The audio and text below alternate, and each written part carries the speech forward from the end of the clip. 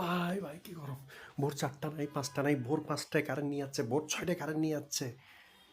দিনের মধ্যে কারেন্টই তো থাকে না, দিনের মধ্যে ইলেকট্রিসিটিও তো নাই, দিনের মধ্যে ইলেকট্রিসিটি তো নেই, হ্যাঁ, বিদ্যুৎ নেই তো, হ্যাঁ। আরে ভাই কি গরম! আর অন্যদিকে কি চলতেছে দেখেন, রুমে কেউ নাই অথচ ফ্যান চলতেছে, রুমে কেউ নাই অথচ ফ্যান চলতেছে। কেন? জেনারেটর, এই যে জেনারেটরের দ্বারা ফ্যানটা চলতেছে আরেকজনের। এই যে আপনি যে ভাবতেছেন জেনারেটর আপনি, আরে ভাই আপনি টাকা দিয়ে আপনি তেল কিনছেন, কালকে তো আপনি তেল পাবেন না, তখন কি অবস্থা হবে?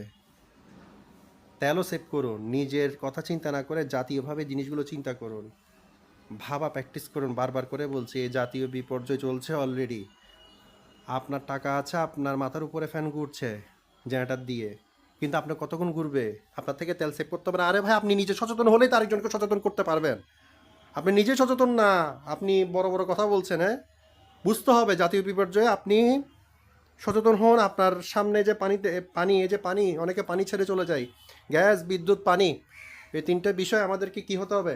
সচেতন হতে হবে। যতটা সম্ভব অপচয় রোধ করতে হবে, যত দ্রুত সম্ভব আমার এই ভিডিওটা ছড়িয়ে দিন, বেশি বেশি করে ছড়িয়ে দিন, বেশি বেশি করে সচেতনতা বিস্তার করুন। এটা আপনার নাগরিক দায়িত্ব।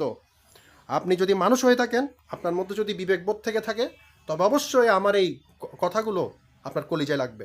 আমি যেটা বলতে চাচ্ছি সেটা বুঝুন। এসি বন্ধ রাখুন, এই মুহূর্তে এসি বন্ধ রাখতেই হবে আপনাকে। কারণ এমন না যে এসি আপনি এসি না হলে আপনি মরে যাচ্ছেন, এসি না চালালে আপনি মরে যাচ্ছেন, বিষয়টা বুঝতে হবে।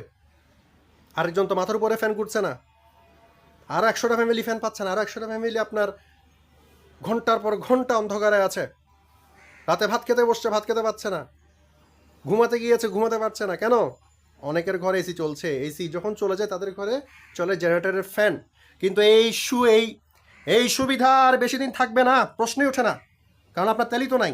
আরে বা আপনার তেল থাকলে আপনি জ্বালাবেন। হ্যাঁ, বুঝতে হবে আমি কি বলছি, কথাগুলো এখানে ঢুকাতে হবে, না হলে বুঝবেন না বিষয়গুলো। এই জাতীয় বিপর্যয়ে আপনাকে আপনার বিবেকবোধ জাগ্রত করে সচেতনতা ছড়িয়ে দিন, আমি অনুরোধ করছি।